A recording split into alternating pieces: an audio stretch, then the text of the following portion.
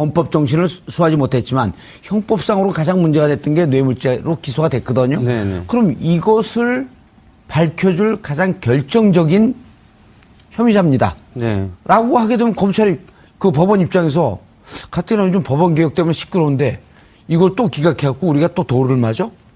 지금 이런 정무적 판단을 하지 않을까요? 그런데 지금 지금 담당하고 있는 영장 전담 판사의 성향도 좀 고려를 해야 됩니다. 두 명이 지금 우병우 수석하고 이영선 행정관 관련돼서 그러니까 구속영장을 기각했었거든요.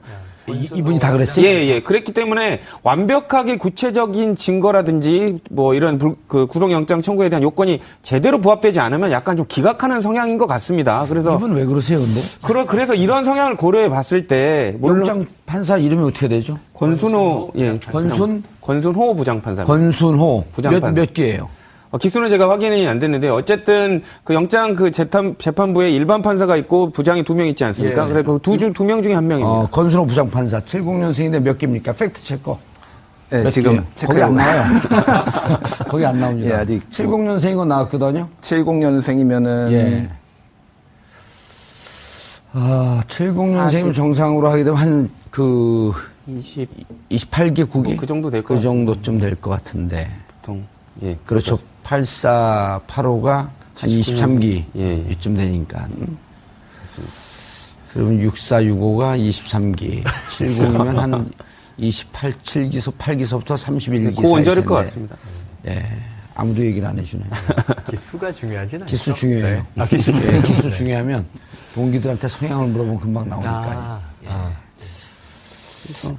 이영선, 우병우 영장을 기각한. 그러니까 지탄을 엄청 받았음에도 불구하고 그런 부분에 흔들리지 않고 그냥 자기 소신이죠. 왜냐하면 그렇게 이게 해준 굳이, 거니까요. 왜냐하면 원칙적으로 따지면 원래 우리가 헌법 정신에 기초하게 되면 불구속 재판이 원칙이에요. 그렇죠. 자꾸 우리가 이제 이게 국정농단의 주범들이고 주 혐의자이기 때문에 국민 감정상 구속되기를 원하지만 사실은 엄밀히 따지면 인신구속이라고 하는 것은 피해야 되는 거죠.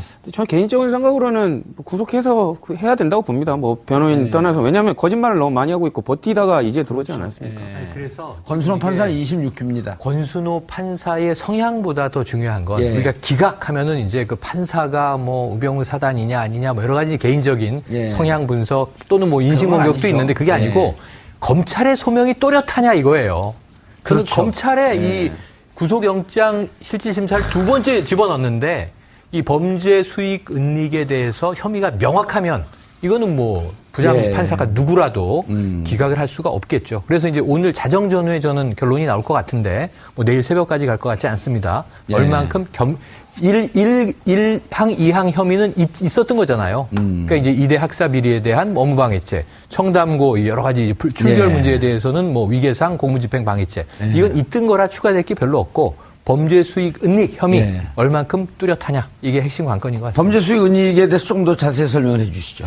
일단 관련돼서 지금까지 이제 정유라 씨가 주장했던 부분은 엄마가 다 했고 그게 삼성 돈인지 몰랐다. 그렇기 때문에 그 돈을 썼더라도 이 관련된 공범이 될 수 없다라는 게 주장이었거든요. 근데 지금 아까 말씀 주신 대로 이상하 씨가 정유라도 알고 있었다. 그렇기 때문에 이게 삼성으로부터 불법적인 자금으로 들어와서 우리를 지원하고 있다는 거를 다 알고 있었기 때문에 관련된 혐의도 동등하게 적용할 수 있다라는 게 지금 검찰 측의 입장입니다. 하지만 이제 재판부가 판단할 때 이런 부분을 정말 범죄 실행의 단계에서 적극적으로 주도한 공범이나 정범의 위치에 있었느냐, 아니면 단순하게 인지는 하고 있었지만 범죄 자체에 관련된 전체적인 상황은 몰랐느냐, 이 부분에 관련돼서 판단을 하고 아마 이에 따라서 영장이 아마 결정될 것 같습니다. 최영일 평론가님. 어떻게 보세요? 지금 자꾸 이 말세탁 얘기가 나오는데 전 이게 좀 불편해서요. 제가 말띠라서 말을 애정하는데 말은 세탁할 수 없는 거예요. 말은 목욕을 시켜야 되는 거예요. 그래서 말을 통한 돈 세탁 이렇게 얘기를 하는데 우리나라가 승마 인구가 많지는 않잖아요. 전무랑 셋이 친했거든요.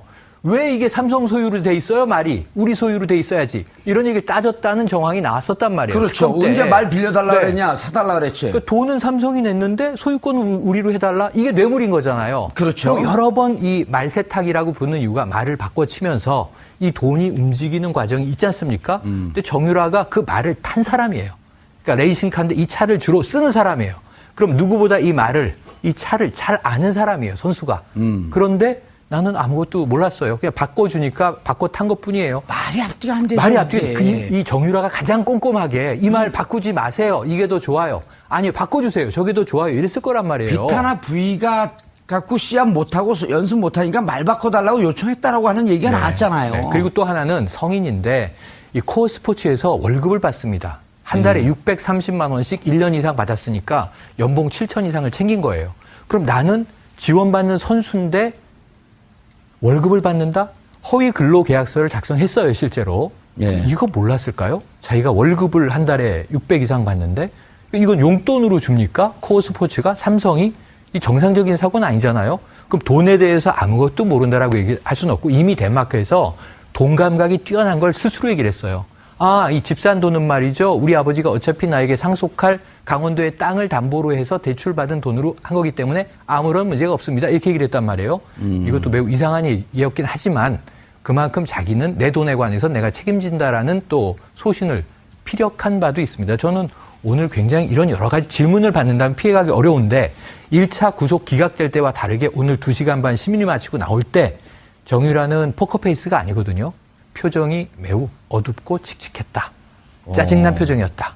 그래서 뭔가 이 판사의 질문의 어떤 강도나 밀도가 1차 때와는 상당히 달랐던 것을 본능적으로 직감한 게 아닌가.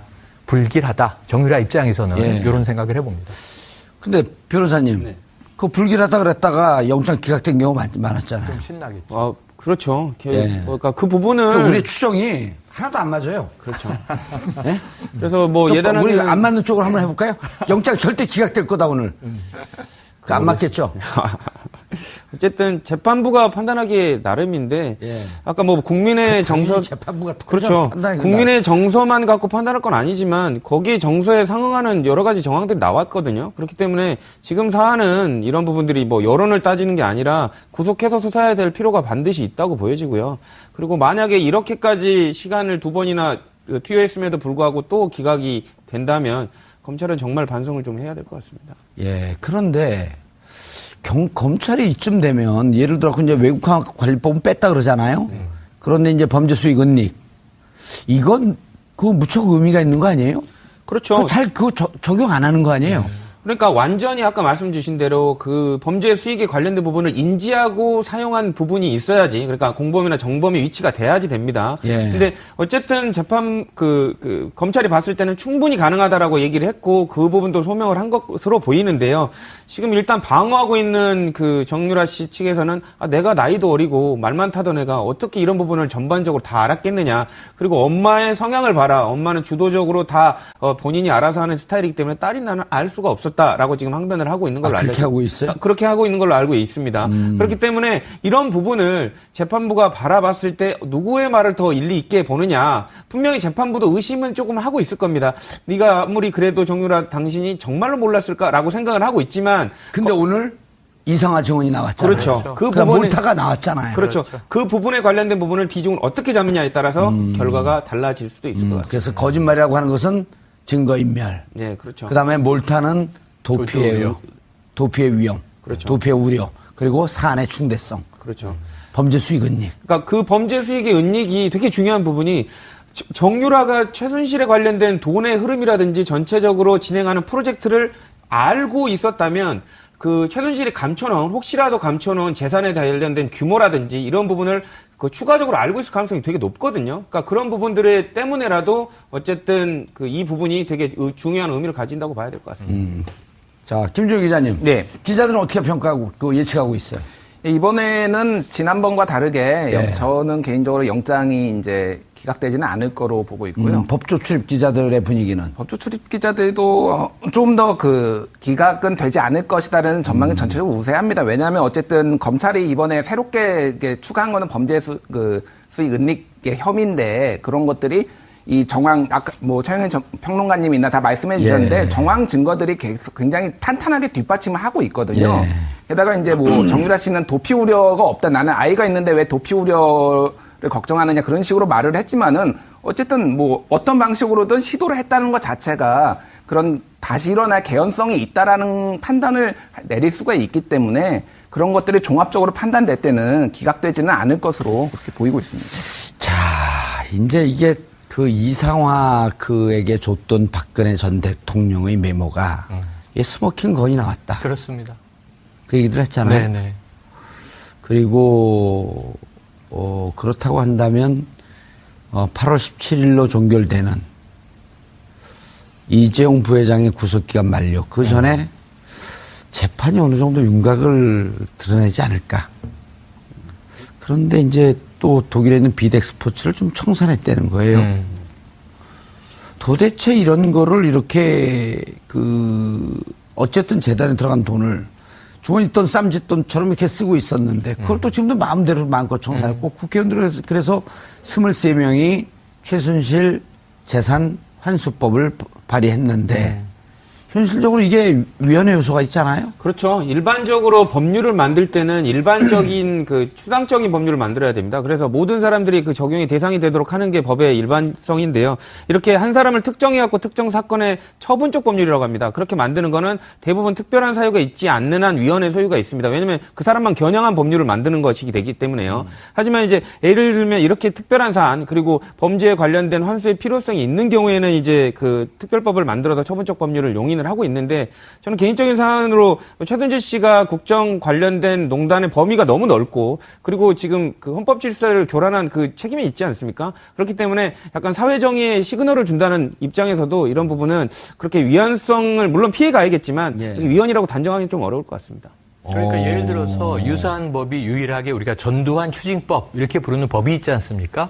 근데 최순실 일가의 재산을 추징한다 그러니까 이게 민간인 아니야? 국정농단의 비선 실세잖아요.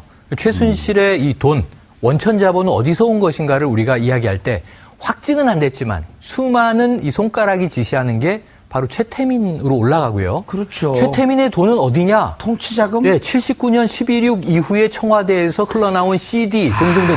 이게 제가 보기에는요.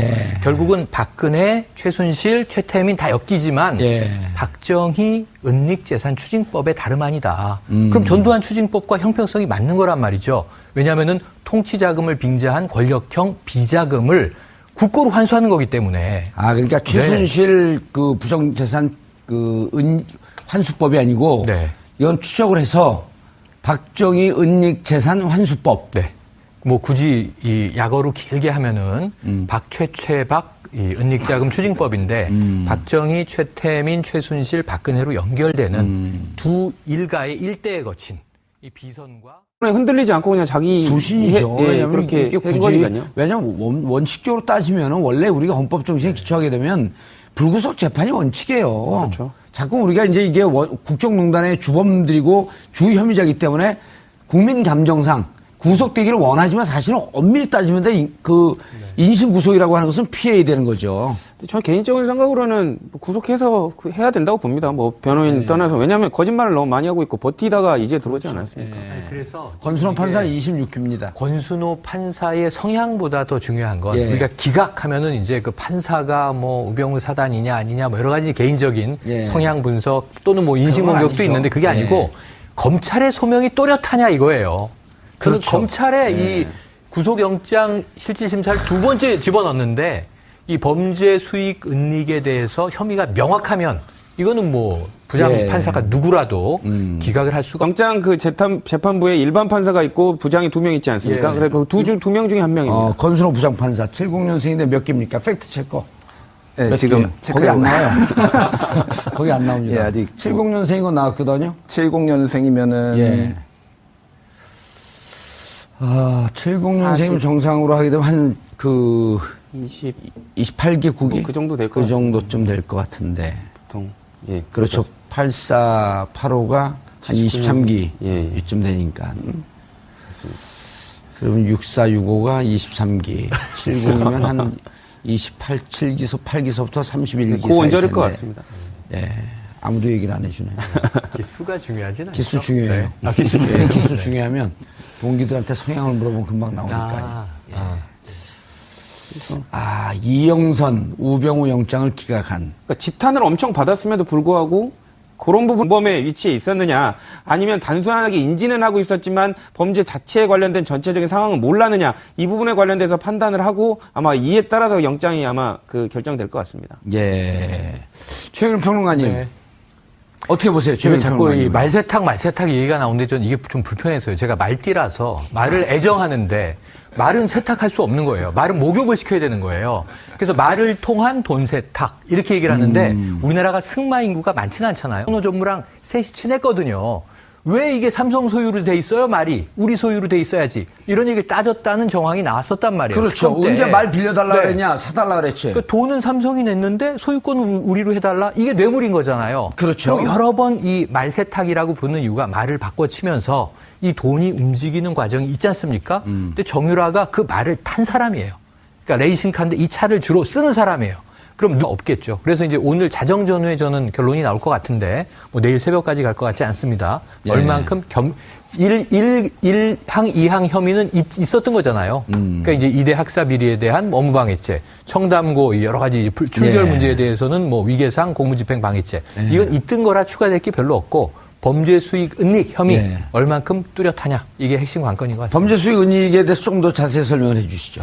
일단 관련돼서 그 지금까지 이제 정유라 씨가 주장했던 부분은 엄마가 다 했고 그게 삼성 돈인지 몰랐다. 그렇기 때문에 그 돈을 썼더라도 이 관련된 공범이 될 수 없다라는 게 주장이었거든요. 근데 지금 아까 말씀 주신 대로 이상하 씨가 정유라도 알고 있었다. 그렇기 때문에 이게 삼성으로부터 불법적인 자금으로 들어와서 우리를 지원하고 있다는 거를 다 알고 있었기 때문에 관련된 혐의도 동등하게 적용할 수 있다라는 게 지금 검찰 측의 입장입니다. 예. 하지만 이제 재판부가 판단할 때 이런 부분을 정말 범죄 실행의 단계에서 적극적으로 주도한 공범이나 헌법 정신을 수하지 못했지만 형법상으로 가장 문제가 됐던 게 뇌물죄로 기소가 됐거든요. 네네. 그럼 이것을 밝혀줄 가장 결정적인 혐의자입니다. 네. 라고 하게 되면 검찰이 그 법원 입장에서 가뜩이나 요즘 법원 개혁 때문에 시끄러운데 이걸 또 기각해갖고 우리가 또 도를 맞아? 지금 이런 정무적 판단을 하지 않을까요? 그런데 지금 지금 담당하고 있는 영장 전담 판사의 성향도 좀 고려를 해야 됩니다. 두 명이 지금 우병우 수석하고 이영선 행정관 관련돼서 그러니까 구속영장을 기각했었거든요. 이분이 다 그랬어요? 예. 그랬기 때문에 완벽하게 구체적인 증거라든지 뭐 이런 그 구속영장 청구에 대한 요건이 제대로 부합되지 않으면 약간 좀 기각하는 성향인 것 같습니다. 그래서 이분 왜 그러세요, 근데? 그래서 이런 성향을 고려해 봤을 때 물론 영장 판사 이름이 어떻게 되죠? 권순호 권순호 부장판사. 권순호. 부장판사. 몇 개예요? 기수는 제가 확인이 안 됐는데 어쨌든 그